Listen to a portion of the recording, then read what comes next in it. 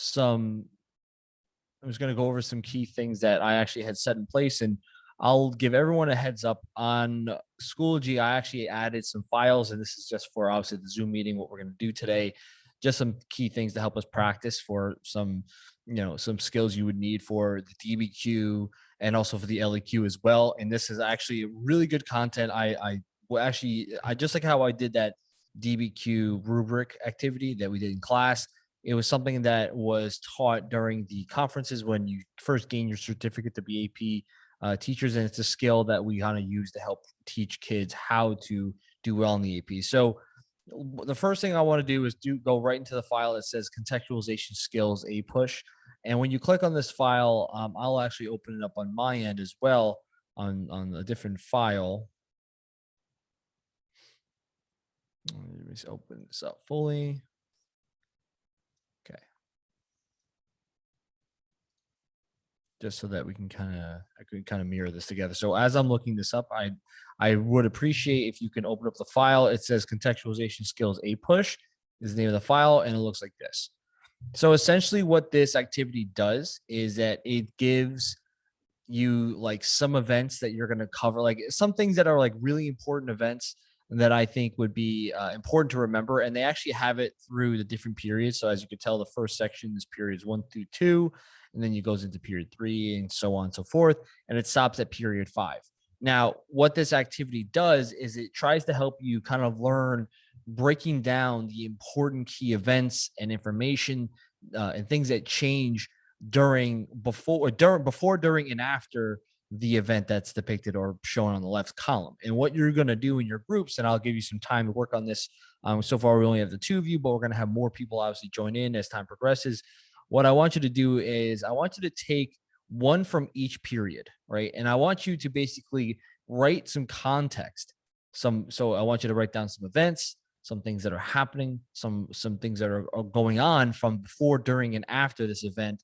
And I want you to kind of put it into the background. So like, for example, if you're going to pick the founding of Jamestown, I want you to provide some things like this is actually going along with the LEQ that we had done in class, where you should talk about things like exploration. You should talk about, the native tribes that had lived around the area, talking about, the motives for exploration, talking about the joint stock company, the Virginia company was essentially made up of, of people, ordinary people that are looking for gold and new access to money.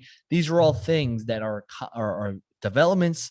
These are all things that are vocab words of people or places, and they are developing the background. So essentially, this activity is trying to help you build the skill of learning how to create contextualization. So what I want you guys to do, I'm going to put you in a breakout room just to kind of work with each other. I want you to pick one event from each period to give you some time to just do that. It won't take long. And then I want to talk about it so that we're all on the same page going forward. So I want you to pick any event you want. I would say pick one from each time period. So period 1 through 5. So a total, that should be 4 events that you're picking. Pick any of the 4 you want, fill in this chart here. And then we're going to talk about what you said, and let's, we'll critique it, see what you could add, and go from there. Okay. So like I said, I'm going to break you up into groups. Let me unshare this. Okay. I'm going to add you into add you into a breakout room. And then I want you just to work on that aspect. So if you want, you could do 1 or 2 ways. You can say, all right, Dylan, you take 2, and then Max, you take the other 2, or you can just work on them together, and then it's up to you. Right. So like I said, once I assign the room, jump into that, and then I want you to get started on that. Take a few minutes. Get your feeling. So I was going to click recording again just so we can kind of talk through these. So what did which ones did you pick? And I'll bring up the, oh geez, click my NVIDIA. Which ones did you pick? So for period 1 and 2, we picked the founding of Jamestown. Okay, so let's talk about this one then. So before, we had like the Age of Exploration, the 3 motives: God, gold, and glory, and the rise of joint stock companies in England, which is Jamestown was founded on a joint stock company. Okay, good. Okay, good. Exactly. You want to kind of have some key terms. You want to have some, some things that in my opinion, I feel like you definitely need to have, like, the joint stock company, the Virginia company. You need to have, some background on the actual place. I think things like that will give perfect context to the situation, especially when something. Now, granted, the big thing to remember is that these are specific things, right? Normally on an actual DBQ, LEQ, it's going to be more broad. They're going to give you a lot of, like, a big question that you need to kind of cover, or a time period, but it's essentially the same thing where you're looking at it like at this point in time, this event, and you just be able to just provide some background for that. And I think that that's a good thing to be able to build on. So what's for period three? What did you pick? We had Common Sense by Thomas Paine. All right, good. So what did we say about this one? Before it was the European Enlightenment, which inspired some of his ideas, and especially ideas of rebellion in the colonies, and the 7 Year War with France and the French Indian War, which leads to crippling debt, which all Mhm. culminates and affects Britain, especially during the American Revolution. And during the height of the war, the colonists split between loyalists and patriots. And Good. after, people in England start to support the American Revolution, and especially because of the debt that was causing, and it just seemed better to have America free. And loyalists start to shift to the Patriot side, and that all culminates in America starting to winning the revolution.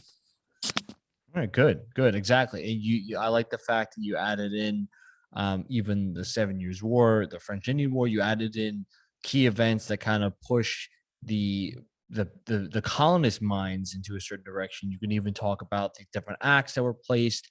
You can even talk about the Age of Enlightenment and some of the impacting works of John Locke to kind of persuade people to challenge government in general. I agree. I think that was a very good thing. You guys all covered some key aspects of it, and I think this one of all of them has a lot of availability of things you can mention. I think period one is more difficult because it's more limited in the amount of things we learned to that point, and that's where it kind of has a good opportunity that you all have taken global 10 or AP world, and you have some background on the global perspective.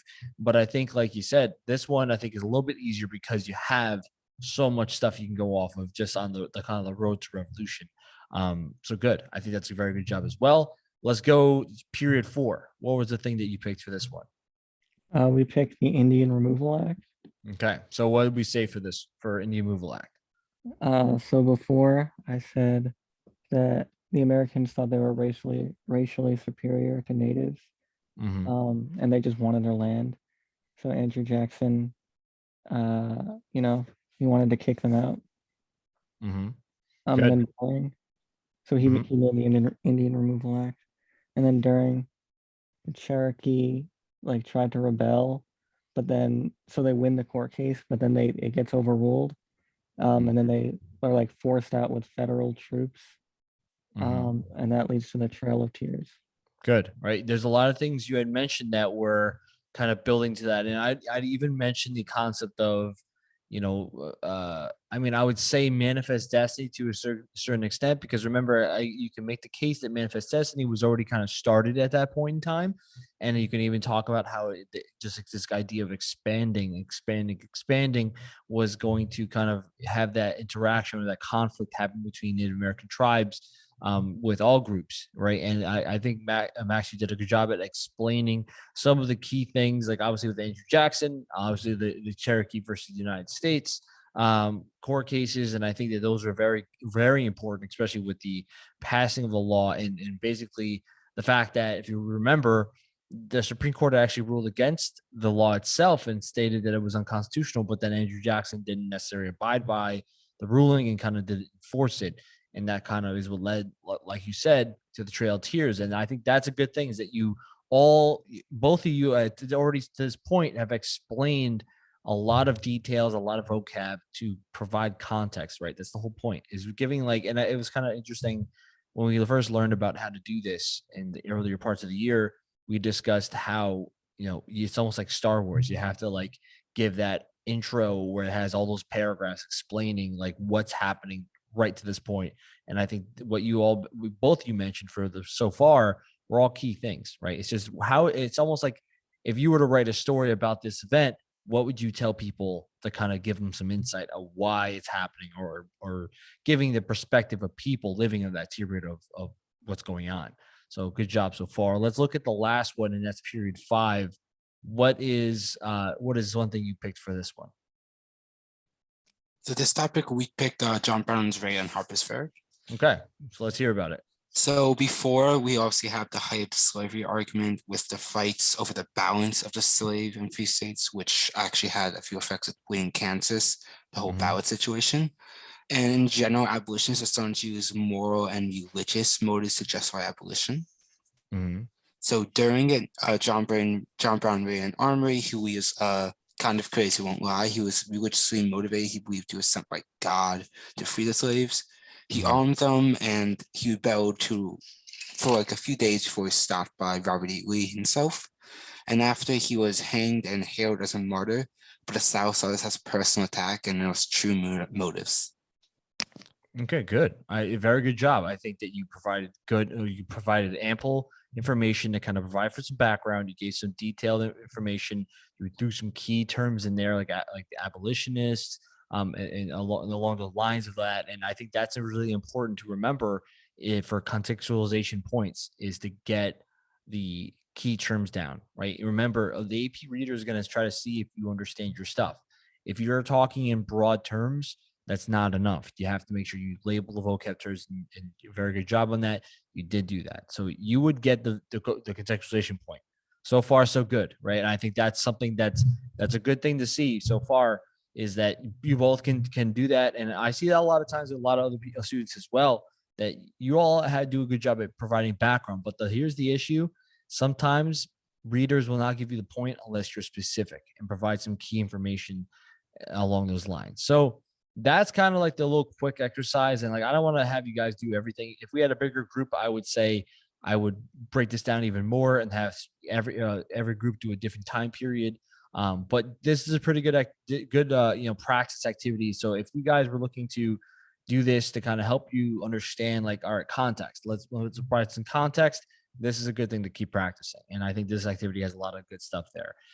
Now, one of the things I wanted to do, kind of just break down before we get started with the next activity, is kind of just look at that, like, little, and I've actually provided for this on Schoology, where this is actually the general info for the DBQ. And since we're kind of building some practice on DBQ, and not like the steps of the DBQ, this is the thing I actually put on the board in class. So essentially, when you're doing your contextualization, remember, use key terms, right? Use vocabulary, use things that are going to be, if you're looking at my class and say, all right, what are some key things I'd write down as vocab, right? Manifest destiny, like key terms like that, like things like abolitionists, like talk about people. Those are all things that would be included in using, and what would be great for contextualization, because they want to see that you know what these things are. And if you don't use those things, they won't give you the point. And remember, when you're looking at contextualization, and this is actually included in your DBQ breakdown activity that we did, you have to first make sure it's in the immediacy, try to be around that 50 to 100 years, make sure it's relevant to the time period, and make sure it makes sense. And I keep using this example, but it's a pretty good one. If you're talking about women's suffrage, don't do something with Neolithic Revolution. Like, make sure it makes sense, it goes with what you're talking about, and you'll be fine. Thesis building, I think this is something that is also crucial. All right. I like to always use this formula, and I think you both already know this at this point: the counter argument with your evidence, and then your argument. I think this is just easy. You can easy way to get the point.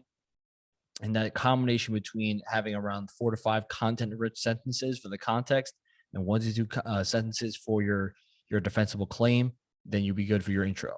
But any questions on this first part? Do you know what you need to include for the context? Do you know what you need to do for the thesis? Yeah, I do. Yeah. You guys okay with those? So what we'll do now is kind of move on to the skill building activities for the body paragraphs, and this is where we kind of get into more. I think you kind of actually did a version of the activity once before, but just like I said before, this is going to be included under that same folder we were just doing. So Langella Zoom meeting materials. So if you go there, you should see this. First thing I'm going to do is I'm going to talk about the script and the script part. So what this script is basically kind of like a way for you to understand like what are the steps to go forward in doing document analysis. And this is actually part of the kind of the activity we did earlier in the week last week, which is the mini DBQ. And I kind of use that to kind of build off of, writing an actual DBQ. So it's almost like your prep period. So I want you guys to click on this just so at least you have the full thing before we move forward with the next part of the activity. So let's open up this. Okay. So let's talk about the script. So essentially what this script does is it tells you the step-by-step process of going into, every document analysis that you're going to do. Right. And I kind of did this activity with you before, but this is kind of just the explanation.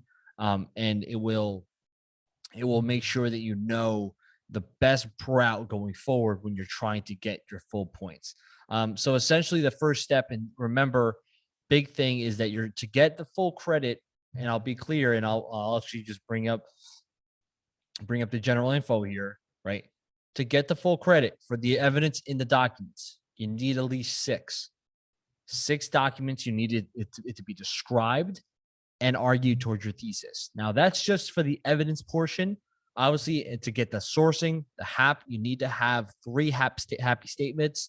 And obviously, you already know what happy is. It's historical situation, audience, purpose, and point of view. And then you need to have obviously one outside source from the outside the documents to get a point for that as well. And so I put this on the general info just so everyone knows exactly what is expected. And I'm sure both of you have heard this before, but I like to have one more than just the basic. And I put this in the general info as well. I suggest do all 7 just in case you miss one. You're good. Same thing for happy. I would say do one more than just the minimum, which is 4. If you're saying 3 is the minimum, 2, 4, and then the minimum of 1 outside documents is 1. I say do 2 just in case. But obviously, it's all based on time. If you can't get all that stuff in your hour span, then don't worry. Then just go for the minimum, but make sure you do it right. And essentially, if you're going to do this activity that I kind of explained already, then you're going to be fine. So the step-by-step process, and I want to make sure this is clear. Step 1 is you're describing the document, as you're describing the argument of what the document is discussing. What is it obviously talking about? And what's important and what is all caps here, do not quote the document, as in go beyond what is simple, go beyond what is just stated right in your face. Talk about what is this saying, right? So what you could say is document 1, and then you say, like for the perfect example, the author or the artist of document blank argues or claims that, and you're basically what you're doing is you're identifying, you're explaining what is the purpose or what is the main topic of the document, right? The reason why this is important is because you're describing what is the document, what's going on. Okay. You're explaining that. Okay. That's essential. If you don't get this part, you're not going to get the point at all, whether it's 1 point or 2. You remember, 1 point, you need 3 to get the full 2. You need 6. So that's the first step. Second step. And this is obviously, if you're going to go through, because remember, you don't have to do a happy statement for every document. So this second step is essentially what you're going to do if you're going to use a happy statement on this document. Obviously, what you're going to have to do is make sure you pick one of the 4, right? And then you need to make sure you use that happy statement, but make sure you connect it. You make sure you always try to relate it similarly to what your thesis or what your argument is posing. So my opinion, and I know a lot of people have different, a different method, but I always feel as if doing purpose, is my favorite one. And I actually have some prompts that you can use to kind of help you so if you're using purpose, you can use this prompt to kind of get you to say it the right way. So for example, if you're using purpose as an example here, you can use this prompt where it says this highlights that blank, or you can put the author in document 1 was appealing to blank, like if you're using audience or even the purpose, like saying they're appealing to these people because they are trying to do this, right? With the purpose showing of whatever you're trying to tell them, right? Or you can just clearly state document one, like the purpose of document one is to this, right? You could do something as simple as that. You don't have to go fancy if you don't need to be.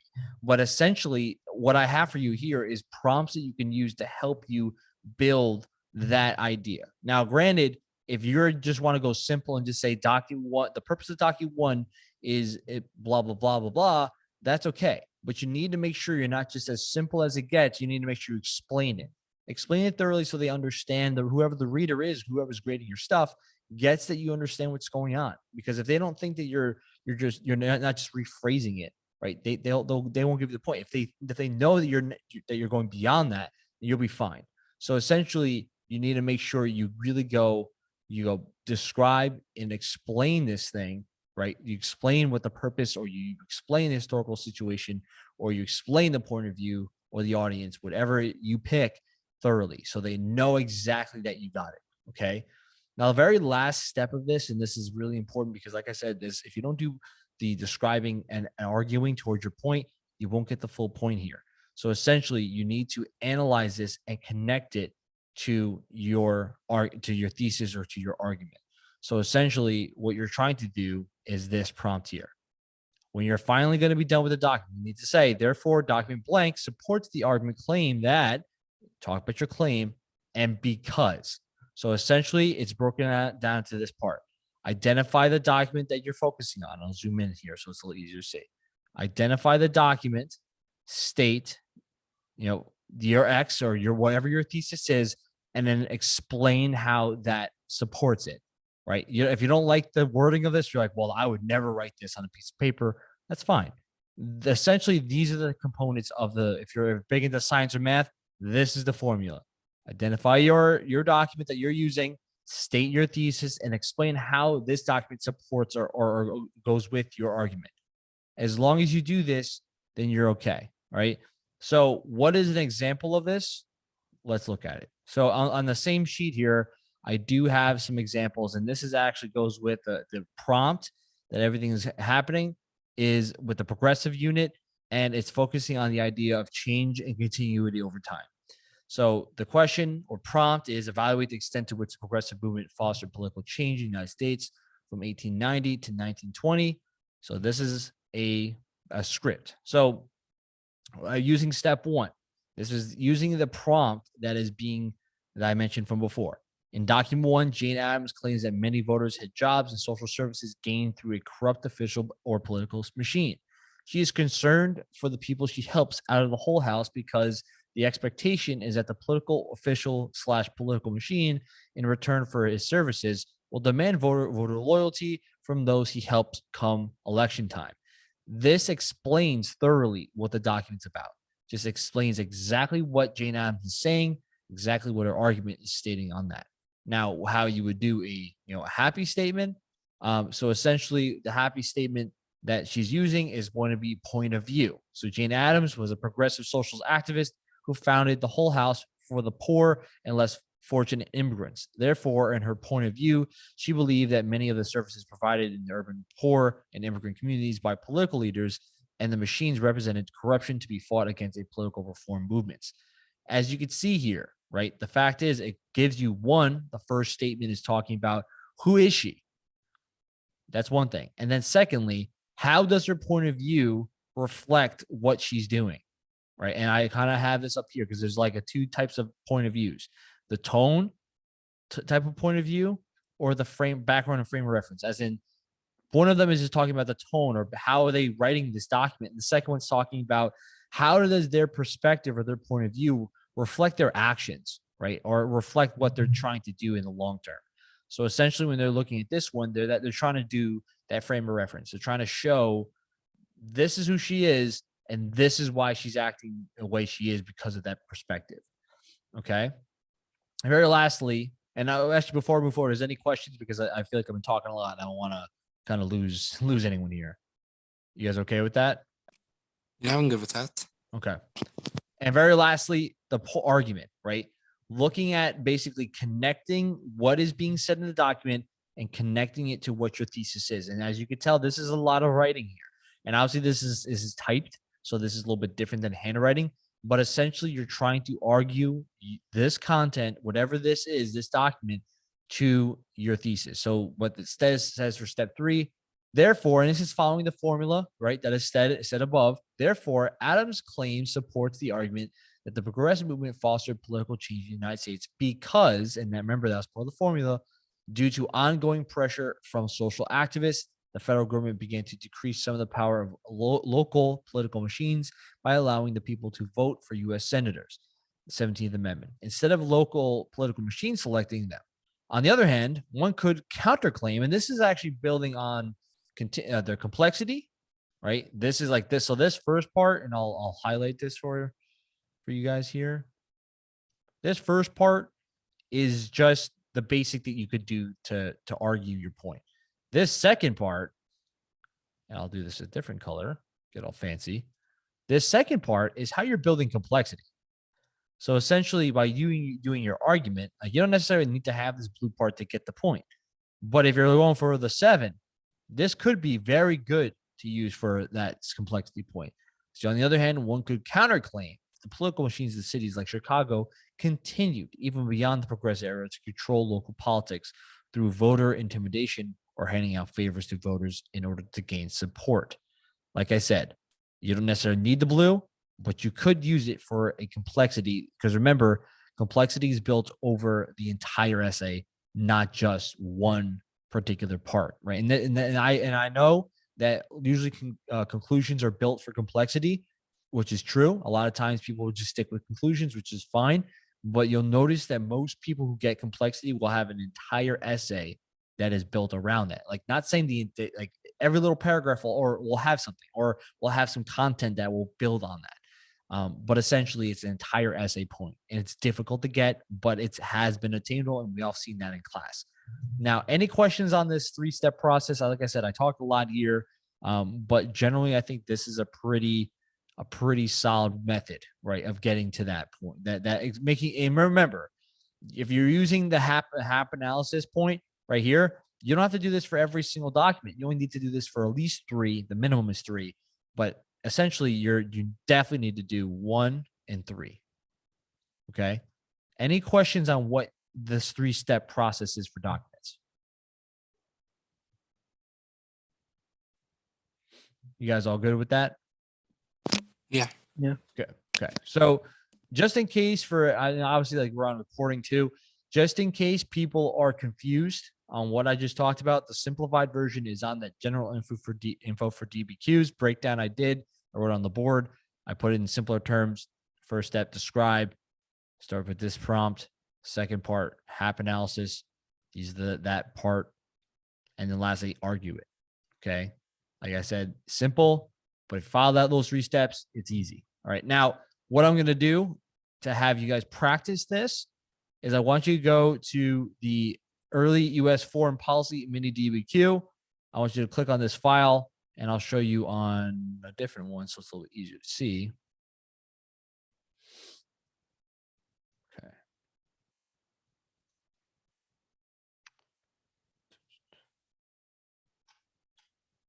Okay. So it looks like this. Now, we did this activity before. I'll talk about the first one so that you don't have to do the first document, but the entire prompt is talking about this thing on the top. Says evaluate the extent of change in United States foreign policy in period 1783 to 1826. This is a very broad prompt, but essentially you're just going to be analyzing documents, and you're going to be following the 3 steps that we just did. So step 1, describe the document. So if I'm using this document 1 as an example, and this is from Thomas Jefferson to James Monroe, the document just description, Jefferson claims or argues that there is a popular opposition to Jay's treaty. As a result, he claims that the treaty has created a political divide with the United States. This is not as long as the one I did in the step-by-step. This is short and sweet. All right. Nothing too crazy, but it just describes what the heck is going on. Second step. All right. Now we're doing a HAP here. We're picking the point of view and basically reflecting how the point of view is reflecting the document and what's being stated. So the point of Jefferson is a Democratic Republican, right, who advocated for the United States to be more loyal or allied to France. Therefore, Jefferson expressed joy in the public's distaste of Jay's treaty, which was crafted by a Federalist who tend to be more hostile to the French. Something that just says point of view and how does it reflect the document? Simple and short, only 2 sentences long. Step 3, right? Does this document show an extent of change in the United States foreign policy? Yes or no? And just briefly explain. Yes, yes, because even though the American colonists were allied with France in the Revolution a decade earlier, by 1793, America had declared that it would not side with France against Britain. Let me just fix this little typo here. But essentially, do you understand what your goal is here? You're looking at the 3 steps, describing, you can do a HAP analysis, and you're going to argue it, right? You're going to argue the claim. So what you're going to do in your breakout rooms is similar. You're going to do this for the documents. Now, essentially, I think I have a total of, I only have a few more documents. Like I think only three more documents that you need to do this for. And at the very end, you're going to be now creating basically, what, and I will actually do this together, kind of like to build on this. So what I want you to do in your breakout rooms is actually do the 3 documents here, describe, use a HAP analysis, and argue it. And then we'll come together. We'll talk about what you said, and then we'll discuss this next part here. Okay. So you guys know what you're doing? Yeah. Okay, cool. So I'll put you in breakout rooms, and you guys can get started on that. Okay. All right. You're good to go. How do you Sure. Go ahead. do a happy for the graph? So here's the thing. For graphs, it's going to be a little more tougher because it's not going to be, you can't really do point of view. You can't really do audience is a little tough, right? You could maybe speculate on audience for a graph. But what you could do is purpose. You could technically talk about, or like try to explain what could be a purpose of this graph, right? To show what is it trying to show? Or you could do something like historical situation, right? Provide some a background on what caused, like what is happening in the background to maybe cause this, right? Because that would be generally what you would have to do, is a historical situation, analyze the time period here, and say, okay, what's happening even during this time period that you can make the case, explain why is this occurring, right? Something like that. So that would be kind of my opinion would be the best route for this. Is historical situation generally is the harder one to do, but it would be the general idea. Try to do historical situation or do purpose. Those would be my opinions, would be the best one. Does that help? Yeah, but how would that be different than like the Contextualization. No, the claim that it makes, So what would be different than a purpose, you're saying? No, because like when you're doing the claim for the graph, Mm. I'm basically saying sort of I don't know, sort of what No, I know what you're saying. So how would it be different, like a purpose? How would it be different than like a claim? Like, because technically the claim is that what you're saying is describing what it's telling you, right? And generally I would say that's why it's tough to do purpose, because you have to try to then expand upon it and try to then now speculate what the purpose of this entire thing is trying to show you. Now, granted, when you're trying to just describe something, you're just saying based on this graph, it shows that this. A purpose of this would be to state like something along the lines of, this is trying to show that the time period from like 1806 to 1808 was a time period of massive economic decay due to this downturn of exports and imports. Now, granted, I think that you're kind of, and I agree with you, Max. It's bordered between, are you then now just arguing what they're saying with the purpose, or what's the difference between describing it? And I think that's why generally for graphs, it'd be smarter to see about using historical situation, unless you could see something like sometimes if they're talking about specific like author or whatever, whoever devised this graph, that makes sense. But I think the historical situation might be the best one for graphs. And that's very good point. I think that's a good thing to kind of bring to the table, because I think a lot of people might have the same question too. So I think historical situation would be the best one for this one, just because unless you could say possible audience and just say who would look at this graph and who would it be for, and you can maybe expand upon, like, it could be merchants, or it could be the U.S. officials that have trying to analyze economic expansion or downturns from this decade, like things like that. But like I said, then you're just speculating on something that may not be consistent with what your essay is trying to be written about. So I feel like historical situations would be the best one for this one, just in case. You know what I mean? Mhm. Okay. So let's kind of briefly let's talk about these different things. So I already gave you the first one. So let's go to document 2. So this is from President George Washington, and this was the neutrality proclamation. So what was the description? What was the first step? What did we say for this? So for this one, I said that it's very simple, but he claims and argues that the US should remain neutral in all foreign affairs, citing the war between Austria, Prussia, Sardinia, which I believe was the Napoleonic Wars. And obviously being former president and generally at the Continental Army, he sees that being involved in these conflicts would actually drag them into a war itself. Good, right? Exactly. So Washington is basically making the claim it's better not to get involved in these issues because it would drag us to a conflict in which we're not ready to do. Good, right? So then, if you're going to do a sourcing or a happy statement, which one would you pick, and how would you say it? So for this one, I simply did purpose, and Okay. I tried to differentiate it from the claim, but for this, I said the purpose was to warn the United States of the dangers of foreign affairs, and in experience, foreign relationships such as alliances to only lead to a war, and being a new nation, they are not ready for that, which is Good. similar to the claim, but it's hard to differentiate. I gotcha. Yeah, I understand what you're saying. It's the purpose is kind of difficult to kind of differentiate to what, like, just describing what it's being said. Um, Generally, I would say the purpose of this would be, and I agree with you, Dylan. I think that you did a very good job at explaining the general purpose from just a mindset of being like just a history student, because generally when you're looking at the claims, it's not that far off from talking about a purpose. But I think what this is also you can also do for purpose is, when you think of purpose, when you think of like the hap skill of a purpose, you're trying to say, is it trying to persuade? Is it trying to motivate? Is it trying to convince? Like things like that. And you want to use that verb. And I think that was what can help with understanding purpose going forward, is using one of those verbs to kind of push it further. Like you just already described what Washington's claiming, what he's arguing. But then when you say, well, the purpose of this is to try to convince Americans who were more inclined to go to war or help with certain nations in war, to convince them to not want to do that, right? To convince them that that's not the best route.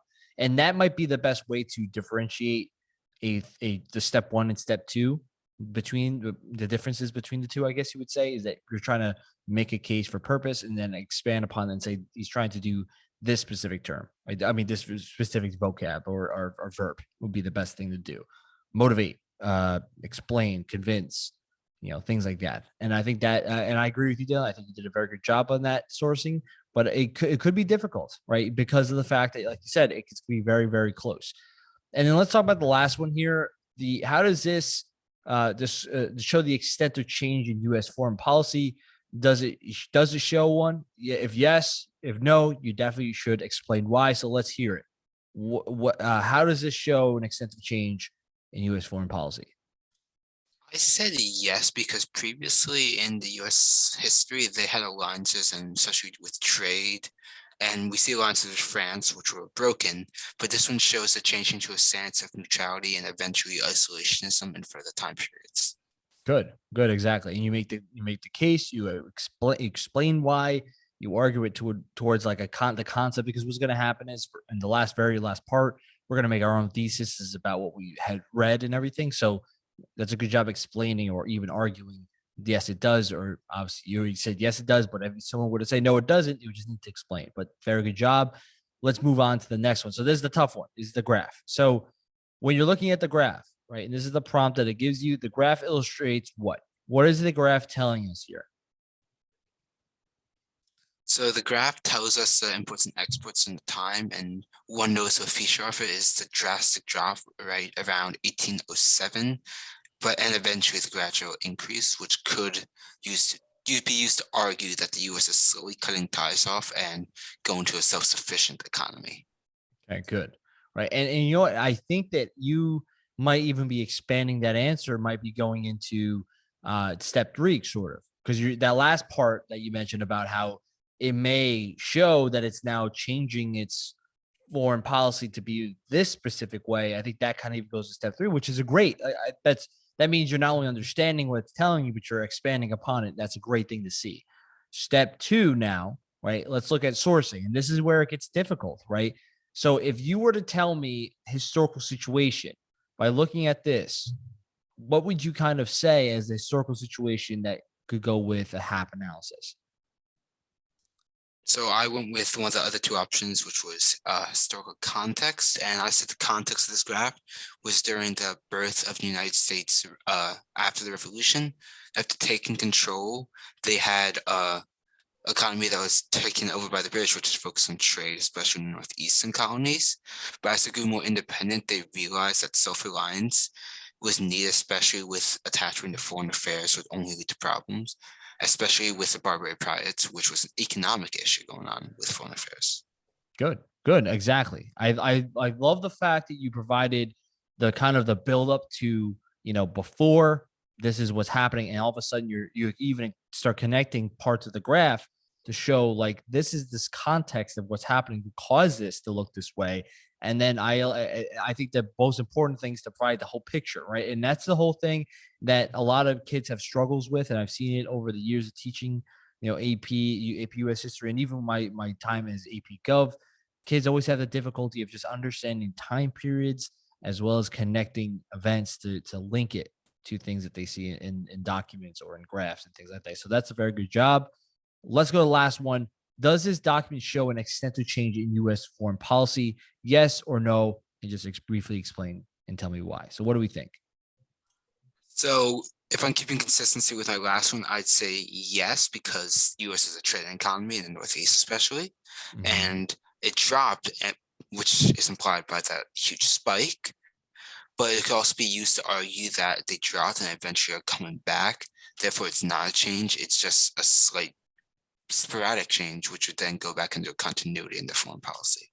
Good, good. And you're Dylan. You're doing well when you start using continuity and these APUSH vocab words and in all your answers. I like it. That's gonna get you the full point, right? And I think that's a really important thing to always use those vocab words, those key things to say.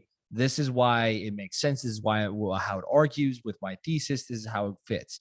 And I think that's the big thing. Always consistently use those vocab words going forward. Now let's look at the last one here, document 6. What is being said in the argument? So Alexander James Dallas claims or argues that. What do we say for this one? So for this one, I said that Alexander James Dallas, he claims that Britain was a cause for animosity between the two countries and for the War of 1812. And that since they're belligerent in most conflicts he was involved in, that having the attachments, especially with the birth of a nation and now a previous alliance with France, endangered them. And therefore, if you want to go further, that was trying to persuade them to get out of this. Good, good. I like your answer. Provides a lot of explanation, provides a lot of context to this whole thing, and dives into the arguments very well. I think you did a great job in step 1. Let's go to step 2, sourcing. So which HAP did we pick?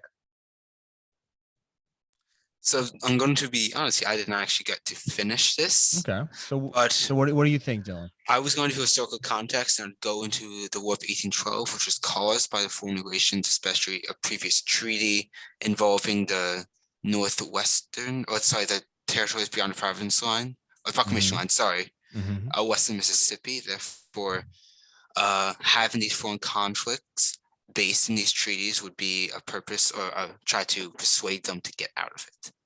Good. That's prop 2. Yeah, nice. And you know what's crazy is that me personally, I usually don't pick historical historical context or situation.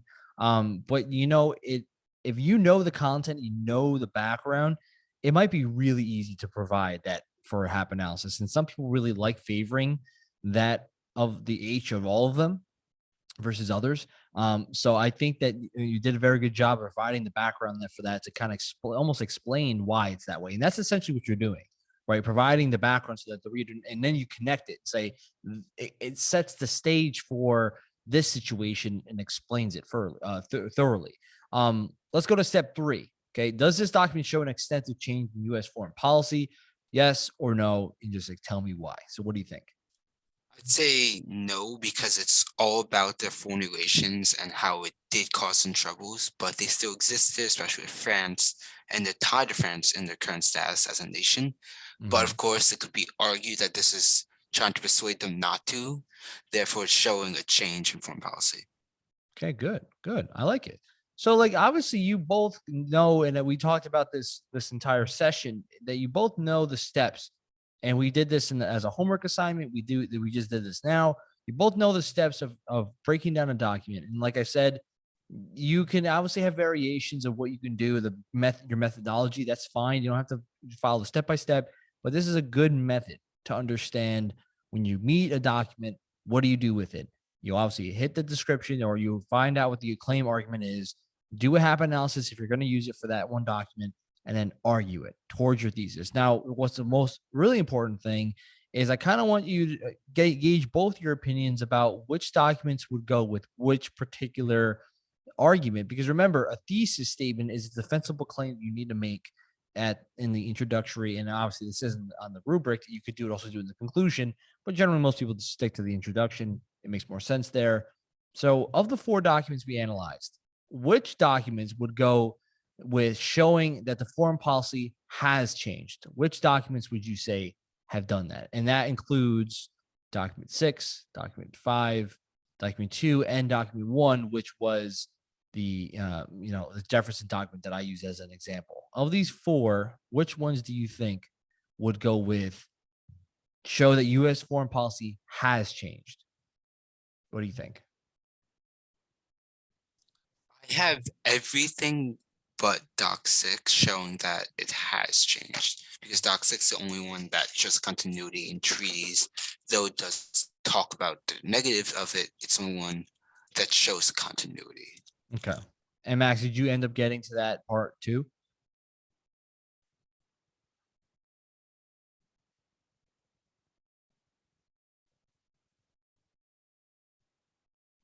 Well, while I'm waiting for Max to answer at some point, just to give, I just want to get his input on here as well. Max, I think your mic is. Yes, I Did you get to this part, Max? We did not get to that part. Okay, it's all good. I just wanted to see if you did, just to gauge your input. Now, obviously, so Dylan, then you said the one you had put for it had not changed was document 6, right? You said that was the one you would have put in the right category here, Yes. right? Okay. So based on what you both did as in this activity, I kind of want to hear what your thesis statement would be. And remember, a thesis statement is essentially a claim that you can make that's defensible, as in it could be argued, right? A claim that is something that is a statement that says that this is your stance going forward in your essay, right? And remember, being broad or being just restating the question does not get you the thesis point. So please, and I know you both know this, I'm just clarifying this for the recording itself, but just please make sure you do not just restate the question.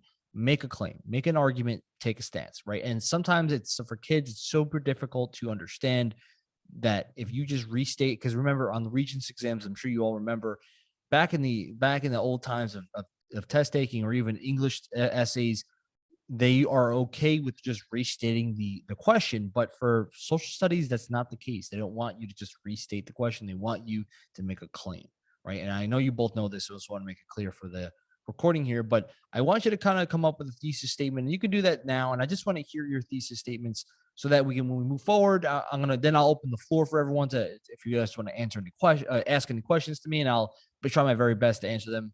But what's a thesis statement that you would use to answer the prompt, which is stated here in bold terms?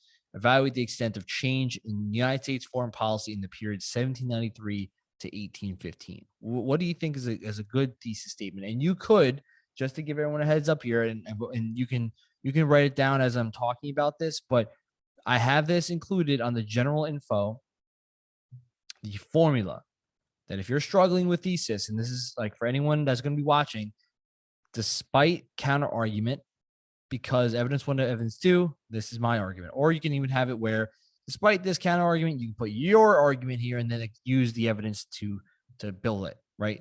You can use this formula. You don't have to use this formula. This is not gospel. You can use it or not. It's up to you. Generally, I find that this formula works for those people that are struggling to think of a thesis, and it also does provide a center for creating a complexity point down the line. So I kind of want to just make that clear so that it's not like I'm forcing you to write this way, but it's essentially is a method, right? So what is a thesis statement that you guys would say for this prompt? What do you think?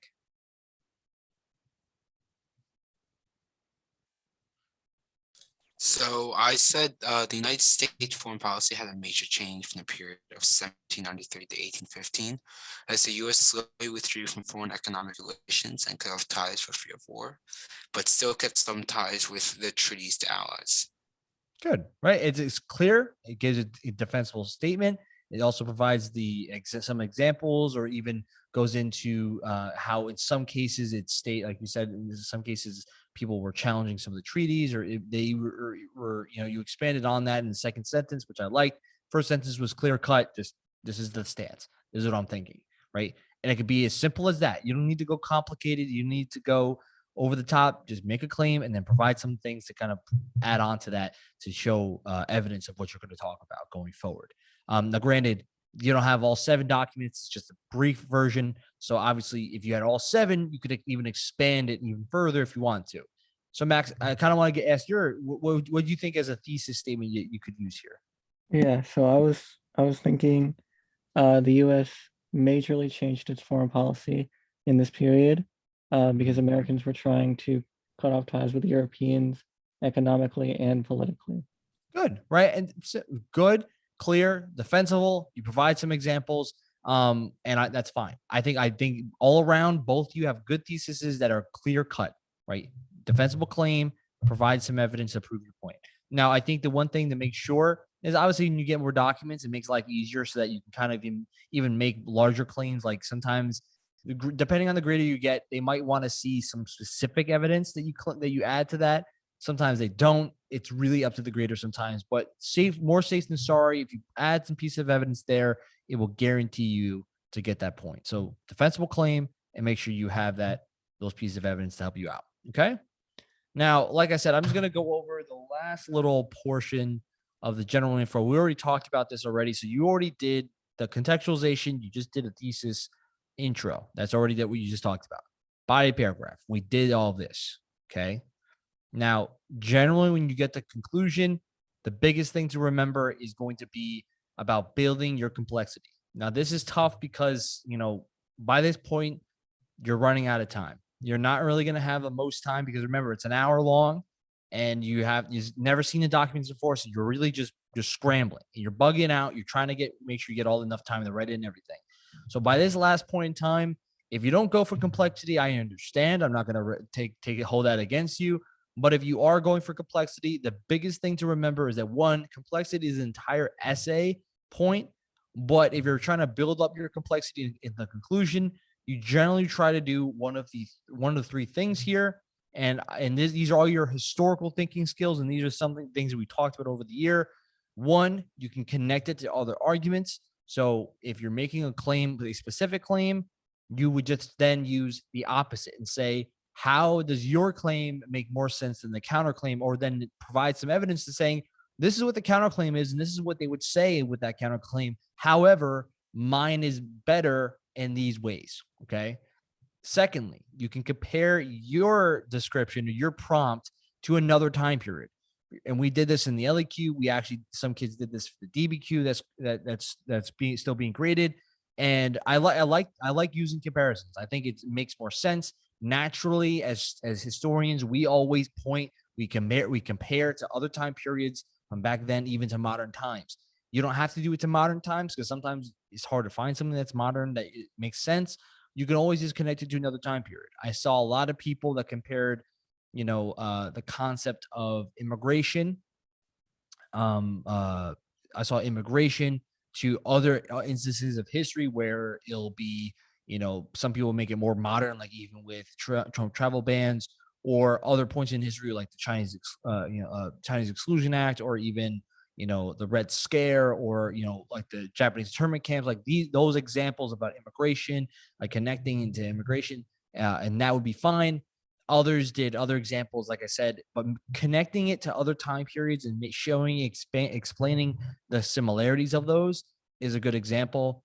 And very lastly, describing and showing the long-term and short-term effects of things. Like if you're talking about causation, which is that cause and effect relationship, most of the essays developing that cause. By the end, in your complexity, should be explaining what is this event and what is the effects of this short term and long term. And essentially, what this is trying to show the reader is that you understand that these events have profound effects on everything historically. So that's kind of the basic ways of doing a complexity, connecting it to a counter argument, comparing it to other points in history, or describing the short and long term effects, right? So it's the comparison, causation, or change or continuity over time, right? Those are the three things that historical skills that you should be using for complexity. Okay. So any questions on the DBQ? Now, this is all skills used for DBQ. I just want to get your input. Is there anything that you have questions about DBQ writing or of any kind that I can help with? Yeah. For Mhm. the complexity, does it have to be a connection in America, or can it be like, I don't in like China? Well, here's the thing. A lot of times I would rather stick to US history, just because now that because granted, I think that if you open up the book now having world history as a possible thing to connect it to, then that opens the floodgates and you can have so many things to connect it to. But the problem is, and what I'm nervous about with using world examples would be, because you're taking APUSH, that a reader might say, well, this is not world, so I can't grant you the point. I'd rather it be safe than sorry, stick to US examples. Just because of that reason. Trust me, as a history teacher, I love the fact that people can connect history to anything over the entire global history. But I'd be nervous to use it because it's an APUSH test, and I would think that they would probably stick closer to U.S. history in those connections than not. So I would say I'd rather you stick to AP U.S. history topics. Okay, thank you. Yeah, no problem. Any other questions I can help with that? You guys okay? Yeah. All good. So listen, I just went through a lot of info on just DBQ. You guys did some activities on this. I kind of want to open the doors now to say, is there any questions overall? Like before we jumped in the recording, Max had asked some questions about content. So I was talking about some content stuff. So I kind of want to open up the doors again. Any questions that I can help with? Because I'll be here as long as you guys want me to, about just answering any question that you guys may have. This is not necessarily a content question, but rather about the extent of it. So for Jackson, his era, do we need to know a lot about the spoil system, some of the issues he's got into regarding I'm not sure if it's constitutionality, but corruption? So I wouldn't say that you would need to memorize like the people that were causing a lot of the problems. Like I think that just understanding spoil system would be one of the key things that he would be criticized for as being like a problem of the Jackson administration. That would be important just to know, and knowing that, like, I would say knowing what spoil system is, what's the impact of it, that would be fine. I don't necessarily think you have to memorize like every person like, examples of people that were corrupt. I think that only helps with outside sort information, but I don't think necessarily you have to memorize that, because what they'll do if they're going to ask a question about the spoil system, they'll discuss like they'll give an example of like things that like a person in the administration had done on a document or something, and be like, ask a question about, how does this reflect, what concept does made this reflect, and what's the impact of this concept, and it'd be like spoil system, and then it'll show like this. Like, you don't have to memorize every person that had caused issues and corruption, but if you know spoil system, you know the basis of it, which is Jackson basically was hiring people that had supported him in his campaigns and didn't necessarily know what the heck they were doing, then essentially you're okay with that. I think the biggest thing is just knowing that what the concept is and knowing what the impact of it is.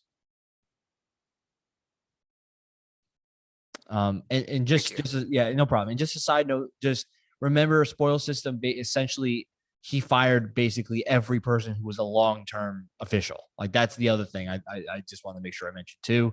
So essentially, it kind of got rid of the old order, I guess you would say, and kind of revamped or changed it by having the younger generation take over, government, and essentially a lot of the people were corrupt. Now, granted, I guess you would say the only positive of the rotation of offices would be the fact that you're having a fresh voice instead of it being the like political elites who've been there forever. You're getting brand new people to be in there, but the problem is that those people don't know what they're doing, right? Essentially, so that would be like the thing you just have to remember. You don't have to memorize every person, but just know the concept and what's the problem with it or what's the effect of it. You know what I mean? Yes, I do. Thank you. Yeah. No. So no. Yeah. No problem. So other questions I can help with?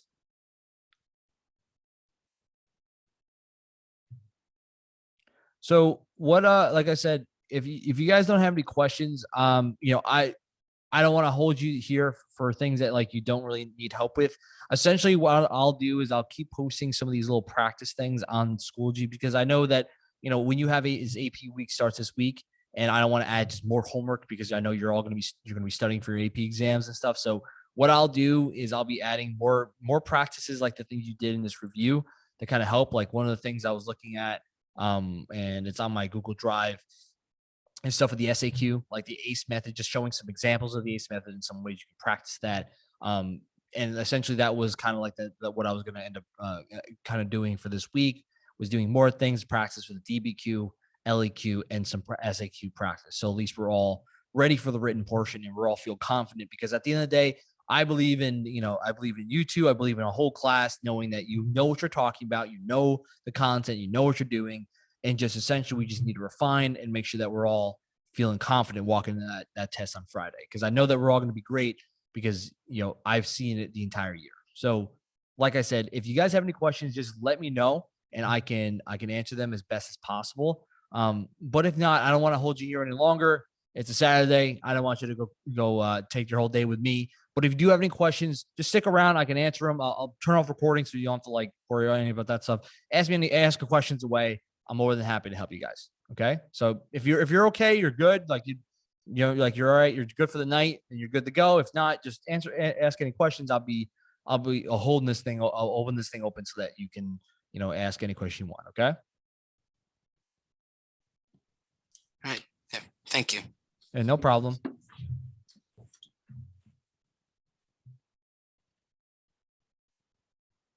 Thank you. I'm Yeah, no problem. Sorry. Yeah, you're good. All right, so this is probably gonna be the end of the recording. But like I said, please make sure you watch. And also, if you have any questions, just contact me.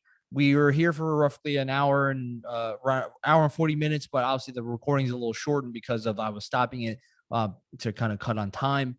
But like I said, contact me anytime. I'm here to help. If you're struggling with writing, just contact me directly and we can always have a Zoom or something like that to discuss it. Okay. AP weeks this week, you're all going to rock it. Trust me. I know because I've seen it all year and what you're all capable of. So this is Legella signing off. I'll see you guys on Monday. Peace out.